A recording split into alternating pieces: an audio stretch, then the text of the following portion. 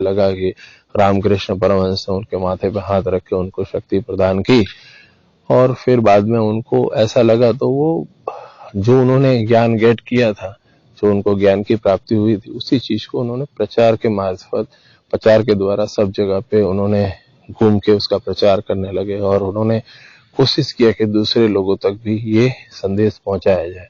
और स्वामी विवेकानंद की प्रख्यात और उनकी जो इमेज है वो सब जगह पे हो गई, और आज भी स्वामी विवेकानंद को उनके विचारों की वजह से जाना जाता है।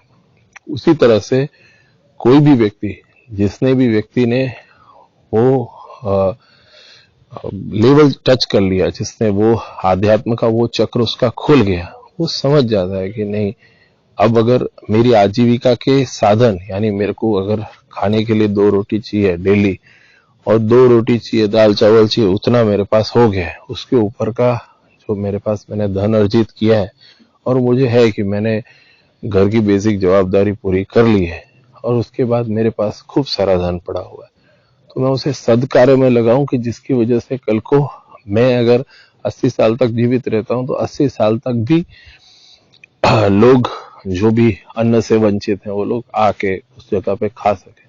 और इस तरह की व्यवस्था होने के बाद कोई भी व्यक्ति उसका सेवा का उपयोग कर सकता है, और आपका धन सही दिशा में यूज होता है।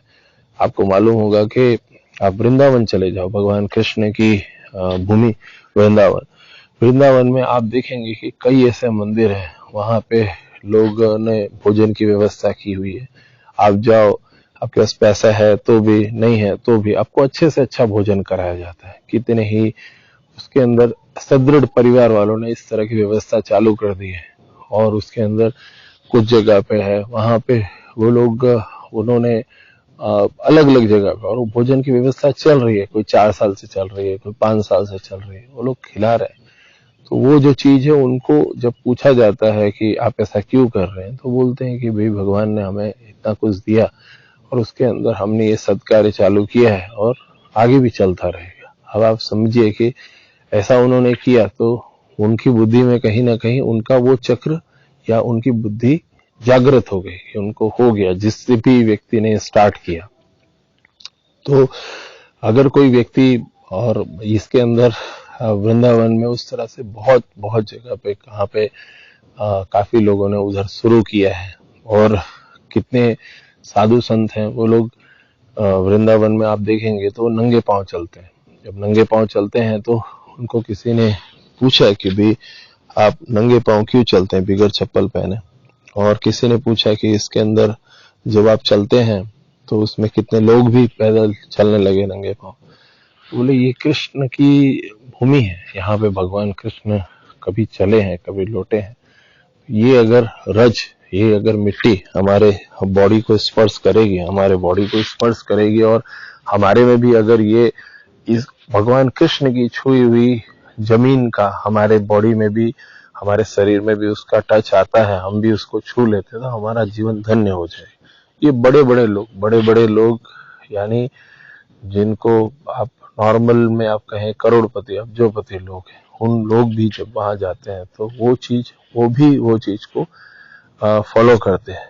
तो उनको मालूम है कि ये जगह पे अगर हम आए हैं, भगवान कृष्ण की भूमि में भगवान कृष्ण ने हमें बुलाया और हम यहाँ पे आ रहे हैं, तो उसके अंदर हम चल के हमारे पाँव को हम धन्य करना चाहते हैं, और हमारा पाँव धन्य हो जाएगा। हमारे पाँव पे वो उस तरह का रज, हमारे भगवान कृष्ण का खेला हुआ रज, भगवान कृष्ण बचपन में जहाँ खेले हैं वो चीज का रज अगर हमारे पाँव में चला गया, तो उससे हमारे बॉडी के अंदर हमारा जीवन धन्य हो गया।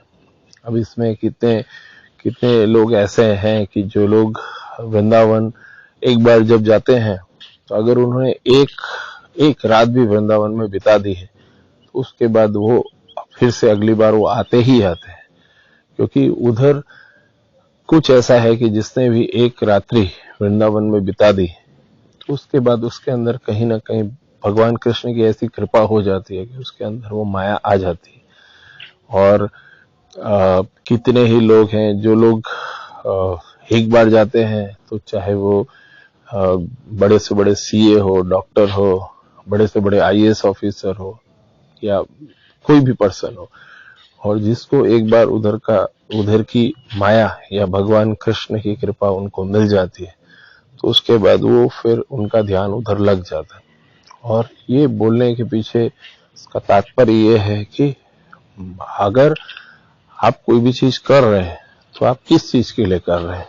अगर आपकी कोई चीज की इच्छा है, जैसे आपने कोई चीज की इच्छा की कि नहीं ये मेरे को मिल जाता है तो मैं ये चीज के लिए मैं मंत्र जाप कर रहा हूँ या कर रही हूँ, ये चीज की आपको कोई चीज की कमी है, आपने उस चीज की कमी को पूरा करने के लिए मंत्र जाप किया और आध्यात्मिक चीजों में आप गए, कोई मंदिर गए, कोई आध्यात्मिक चीजों में गए, कुछ भी चीज गए। और ये चीज के अंदर जब आप कोई चीज करते हैं तो आपकी इच्छा पूरी हो गई, तो उसके बाद आप क्या करेंगे, आप रुक जाएंगे। तो अगर आपकी इच्छा पूरी होने के बाद आप समझिए कि आपने कुछ किया और आपकी इच्छा पूरी हो गई, इच्छा पूरी होने के बाद वो तो सिर्फ आपने जो प्राप्त किया उसका 0.001% है। आप अगर ये समझिए कि आपने अगर उतना किया और उसकी वजह से आपकी कोई इच्छा पूरी हो गई, तो उसके बाद अगर आप ज्यादा प्रयास करेंगे तो आपको क्या परिणाम मिलेंगे। जैसा हमने आपको बताया कि जैसे अलग अलग जो चक्र होते हैं, मूलाधार चक्र, स्वादिष्टान चक्र और मणिपुर चक्र, और धीरे धीरे करके जैसे जैसे चक्र आपके खुलते जाते हैं, वही चक्रों को हमने बताया कि जैसे जैसे कितने साधु हैं उनको भूख नहीं लगती है, तो भूख नहीं लगती है उन्होंने चक्र को जीत लिया है, उनको भूख लगेगी ही नहीं।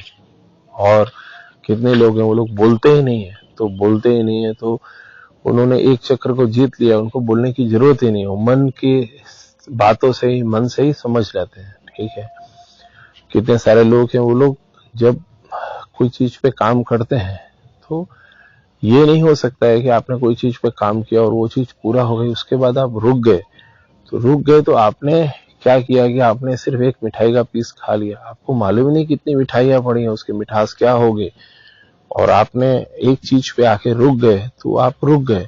पर ऐसा बहुत कुछ होगा जो आपने नहीं जाना होगा, और जो जान जाता है उसको अंदर से मालूम पड़ जाता है कि नहीं इसमें तो बहुत बहुत पावर है। इसके अंदर हमारे एक परिचित थे जो जिनको कोई प्रोसेस हमने बताई थी कि जिसके अंदर वो साधना करते थे, नियमित साधना करते थे, और जब उसका मेरे पास एक बार कन्वर्सेशन हुआ था, कॉल आया था, तो उस समय के टाइम पे वो कुछ अप्रोक्स 40 लाख के कर्जे में था। तो 40 लाख के कर्जे में था तो उन्होंने मेरे को फोन किया था, बात किया, बोला कि मैं 40 लाख के कर्जे में मेरे पिताजी की वजह से हूँ और मैं मतलब बस ऐसा सोच रहा हूँ कि मैं मर जाऊं। तो उसके बाद फिर मैंने सुना, फिर उसके बाद मैंने उसको ये बोला कि आप अभी जो चीज आप ऐसा जो सोच रहे हैं, जो भी चीज बरोबर, उसकी जगह आप 2 महीना खाली दीजिए, जैसा मैं बोलता हूँ खाली उतना फॉलो कीजिए। ठीक है, तो उसके बाद उनको कुछ प्रोसेस बताएगी, उनको प्रोसेस बता के फिर उनको बोला गया कि आप इस तरह का ये मंत्र जाप कीजिए और ये चीज आप कीजिए, क्योंकि आपका तो मरना निश्चित है, आपने ऐसा कुछ सोचा हुआ है, लेकिन आप इतना कीजिए, फिर 2 महीने बाद आपका कुछ अगर न होता है तो फिर उसके बाद आप जो सही लगे आप कर सकते हैं, क्योंकि मैं आपको नहीं बोल सकता, बरोबर। और ये बात है कुछ 7 साल पहले की। तो उसके बाद फिर हमने उसको बता दिया, फिर उसके बाद उन्होंने स्टार्ट कर दिया। स्टार्ट करने के बाद 15 दिन, 20 दिन, 30 दिन के बाद में धीरे धीरे करके वो उनका लोगों से बातचीत करना धीरे धीरे कम हो गया। जो व्यक्ति बहुत ज्यादा लोगों से कम्युनिकेशन करता था, धीरे धीरे उसे कम कर दिया, वो आइसोलेटेड रहने लगा, कम बात करने लगा। और लोग बोले कि इसको क्या हो गया, पहले तो बहुत बात करता था, इधर उधर बैठा करता था। ठीक है, तो वो चीज उसका रुक गया। फिर वो कभी कभी शराब पी लेता था, वो शराब पीना बंद कर दिया उसने, वो भी बंद कर दिया। फिर दोस्त लोग बुलावे तो वो दोस्त लोग के पास भी जाना बंद कर दिया। वो बस इसमें रश आने लगा। धीरे धीरे करके उसके अंदर ऐसा चीज हो गया कि वो घर वाले भी परेशान कि पहले तो इधर उधर जाता था, ये खाता था, मसाला खाता था, तो फिर बाद में ऐसा हुआ कि नहीं, वो सब बंद कर दिया। तो घर वाले परेशान कि ये क्या हो रहा है। फिर धीरे धीरे उसके अंदर 2 महीने के बाद उसमें इतना चेंज आया कि वो पर्सन को लोग सामने से बुलाते थे लेकिन वो नहीं जाता था। फिर बाद में धीरे धीरे उसके अंदर वो, जब वो चीज को कंटिन्यूस वो प्रोसेस में था, फिर 2 महीने के बाद उसने वो लेवल क्रॉस कर दिया। फिर बोला कि नहीं, मुझे अभी और आगे जाना है। उसको और कुछ बताया गया, फिर उसने उस पे भी काम किया, उस पे भी वो भी चीज को, मंत्र जाप को, और जो चीज बताया उसको फॉलो किया। फिर उसके बाद 4 महीने उसने उस पे भी काम किया। फिर उसके बाद क्या हुआ कि बाद में सडन उसके पास उसको एक दिन सडन उसका रात को 3 बजे 4 बजे कॉल आया कि उसने बताया कि मैं ये सब जो प्रोसेस कर रहा हूँ, अचानक से मेरे को पसीना पसीना आ गया, बॉडी में बिजली जैसी दौड़ने लगी। तो उसके अंदर उसको पहला अनुभव था। फिर धीरे धीरे उसको और ज्यादा भगवान के दर्शन और ऐसा सब उसको होने लगे। और फिर उसके बाद एक बार लेवल में उसको ऐसा था कि उसको पूर्वाभास होने लगा। जैसे एक जगह पे कहीं गया था तो वहां पे एक मेजर एक्सीडेंट होने वाला था। तो वो उसी के पहले जब उनको गाड़ी के साथ जिन जिन रिलेटिव के साथ गया था, उनको बोला कि नहीं, मेरे को घर जाना है। तो वो ऐसा बोल के उनको सबको लेके आ गया। जैसे ही आया तो मालूम पड़ा कि उसी के बाद 1 घंटे के बाद वहां पे एक एक्सीडेंट हो गया और जिसमें जो लोग थे वो सब लोग का डेथ हुआ। तो वो लोग ने बोला कि भाई तेरी वजह से अगर हम आए नहीं होते तो हमारी जान नहीं बचती। ऐसा बहुत सारा चीज हुआ। फिर बाद में धीरे धीरे वो पर्सन की जो इच्छा थी वो इच्छा पूरी हो गई। पूरी होने के बाद फिर वो धीरे धीरे शांत हो गया, क्योंकि उसकी इच्छा पूरी हो गई, उसका काम पूरा हो गया। काम पूरा हो गया तो उसके बाद वो फिर हमें ऐसा लगा कि ये एक नॉर्मल फैमिली से बिलोंग करता है। अब ज्यादा आगे जाएगा तो उसके बाद आगे आगे ये इसी दिशा में आगे बढ़ जाएगा। तो धीरे धीरे करके उसका जो कर्ज था वो तो पूरा हो गया। उसको उसके पापा गवर्नमेंट में थे, तो कोई पर्सन उसके विलेज में ट्रांसफर चाहता था और वो जो पर्सन है उनको उससे 50 किलोमीटर दूर ट्रांसफर लेना था। तो उन्होंने बोला मैं आपको वो रकम दे देता हूँ, आप इधर आ जाओ और मैं उधर चला जाता हूँ, तो आपका भी हो जाएगा और मेरे को भी, मैं मेरे घर के आसपास आ जाऊंगा। तो उन्होंने अमुक रकम लेके और उस तरह से चीज कर दिया। तो इनडायरेक्टली उसका प्रॉब्लम सॉल्व हो गया और वो वापस एक रिलैक्स हो गया। और ये चीज के अंदर फिर बाद में उसने माना कि नहीं, ये चीज बहुत पावरफुल चीज है, और धीरे धीरे करके वो नॉर्मल रूटीन में लग गया और धीरे धीरे करके वो चीज हो गया। लेकिन जो उसका जो लेवल था वो लेवल तक वो पहुंचा था। अब फिर नॉर्मल रूटीन में लोग जैसे अपने रूटीन में होते हैं, कामकाज में होते हैं, तो लोग क्या है कि वो सब बातों को धीरे धीरे करके भूलने लगते हैं। आपका वही चीज है कि आपके अकाउंट में अगर 120 रुपया है और 120 रुपए में आप 50-50 रुपए 2 बार खर्च कर देते हैं, तो आपके अकाउंट में सिर्फ बचा 20 रुपया। पर आप अगर 50-50 रुपए 2 बार खर्च कर दिए, आपके अकाउंट में 20 रुपया बचा, तो 20 ही रुपया बचा। आप उसको 100 रुपया मत समझिए, तो 20 रुपया बचा। तो अगर आप उसमें से 50 रुपए निकालने की कोशिश करेंगे, कहां से निकलेगा?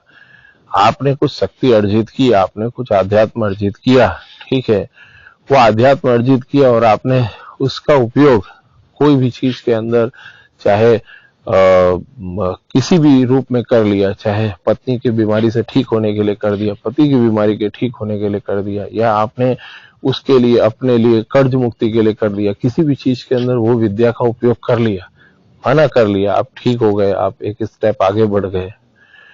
और बढ़ने के बाद फिर आपने फिर से अकाउंट के अंदर फिर से 10-10 रुपया 20-20 रुपया तो जमा करना पड़ेगा ना। आपने जब वो नहीं किया, जो मंत्र जाप फिर से नहीं किए, तो आपका अकाउंट धीरे धीरे आपने खाली कर दिया। आपने जो आपके पास एनर्जी थी उसको यूज कर लिया। यूज करने के बाद आप नया कोई तो चीज ऐड नहीं कर रहे, तो आपका अकाउंट तो खाली हो रहा है। आपने ऊपर मटका है, मटके के नीचे छेद है, ठीक है। अभी छेद से क्या हुआ कि आपने जो भी आपने अर्जित किया था वो चीज को यूज कर लिया कि अरे मेरे बच्चे का बुखार ठीक हो जाए, अरे भाई मेरा वो कर्जा ठीक हो जाए, अरे किसी का शादी नहीं हो रहा है, बोले मेरा शादी हो जाए, वो फला पर्सन जो है वो मुझे पसंद नहीं करता, पसंद करने लगे। चाहे वो कोई भी चीज हो, आपने इच्छा की, यानी वहां पे आपने अपना जो कार्मिक चीज है उसको यूज करना चालू किया, आपने यूज करना चालू किया तो आपको एक्स्ट्रा में दूसरा ऐड करना पड़ेगा। अगर आप ऐड नहीं करेंगे तो आपका अकाउंट खाली हो जाएगा, खाली हो जाएगा, खाली हो जाएगा। प्रकृति किसी भी ऐसे व्यक्ति को जीवित नहीं रखती है जो प्रकृति के अंदर किसी काम का नहीं हो। प्रकृति उसी व्यक्ति को जीवित रखती है, उसी व्यक्ति को जीवित रखती है जो व्यक्ति कुछ काम का हो। आप कितने भी बड़े करोड़पति हो, अब्जोपति आदमी हो, जो इंसान सिर्फ ऐसे ही खाली बैठा रहता है कि मेरे पास इतना पैसा है कि मुझे कुछ काम करने की जरूरत नहीं है, तो प्रकृति उसको खत्म कर देती है। प्रकृति का सिद्धांत डिफरेंट है। प्रकृति ये नहीं देखती है कि आपके अकाउंट में 100 करोड़ है कि 1 रुपया है। 100 करोड़ वाले व्यक्ति का भी जीव उसी तरह से यम के पार्षद लेके जाते हैं जिस तरह से 1 रुपए वाले अकाउंट होल्डर के को यम के पार्षद ले जाते हैं। राकेश झुनझुनवाला एक 46,000 करोड़ की संपत्ति का मालिक था, पर उसकी दोनों किडनियां फेल थी। जब वो मरा उसके अकाउंट में 46,000 करोड़ थे। 46,000 करोड़ एक बहुत बड़ी रकम होती है। इतनी बड़ी संपत्ति का मालिक भी था जिसने अपने जीवन में कोई ऐसा बड़ा सेवा कार्य नहीं किया कि जिसकी वजह से समाज में लोग उसको याद रखे। वो पर्सन लगा रहा। उसके बाद जब उसकी डेथ हुई तो डेथ होने के बाद, उसकी मृत्यु के बाद, अभी उसने अगर कुछ चीज सोचा हो कि नहीं मैं ये करूंगा वो करूंगा, उसका क्या मतलब है। वो 46,000 करोड़ की संपत्ति का मालिक जब उसका दोनों किडनी फेल हुआ, डेथ हुआ, और इसने इधर उधर पूरा का पूरा पैसा बर्बाद करता रहा क्योंकि उसके पास आवक थी। तो जब वो मर गया तो मरने के बाद अब उसकी संपत्ति को कोई क्या उपयोग करेगा, उसको कोई रेलिवेंस ही नहीं है। तो अगर उसके पास उसकी डेथ हो गई तो डेथ होने के बाद अब वो उसने जीते जी कुछ किया हो तो उसका कोई मतलब है। अब यम के पार्षद आए होंगे और यम के पार्षद आके उसको उसी तरह से ले गए होंगे जिस तरह से एक बाजू के झोपड़े में कोई व्यक्ति मजदूर वर्ग का या गांव के काम करने वाला किसान मरा होगा तो उसकी बॉडी को यम के पार्षद ले गए होंगे उसी तरह से। तो जब उसमें और उसमें कोई फर्क नहीं है तो व्यक्ति ये बात को नहीं समझता है। इसी को माया कहते हैं कि व्यक्ति के दिमाग में बात एंटर ही नहीं होती है। व्यक्ति ऐसे ही लगा रहता है कि अभी मुझे काम करना है और अभी मैं काम करूंगा। जो आजीविका चलाने के लिए जितनी चीजें जरूरत है उससे ऊपर का कोई भी चीज है तो आप उसको, आपकी जरूरत पूरा होने के बाद आपको लग रहा है कि आपने 4 पीढ़ी के लिए बचा के रखा है, तो आप एक गलत चीज सोच रहे हैं। क्योंकि 4 पीढ़ी आपकी क्या करेगी वो आपको नहीं मालूम है, और 4 पीढ़ी उसका कैसे उपयोग करेगी वो भी नहीं मालूम। उसी को ब्रह्म ज्ञान कहते हैं, उसी को बुद्धि खुलना कहते हैं कि जैसे उसका माइंड एकदम खुल गया, वो तो शांत हो गया, उसकी तो बुद्धि बहुत प्रखर हो गई। और जब कोई व्यक्ति ऐसा सोचता है तो उसको बोलते हैं इसको दिव्य ज्ञान हो गया, इसका बुद्धि ओपन हो गया, बहुत इसकी विचारधारा अच्छी हो गई। और जो भी व्यक्ति ऐसा उस दिशा में सोचता है तो जरूर वो कुछ नया करता है। पर अगर कोई ऐसा सोचता ही नहीं है, उसको ऐसा लगता है कि नहीं ये जो चीज है ये मेरा काम ही नहीं है, मैं क्यों ऐसा सोचूं, तो फिर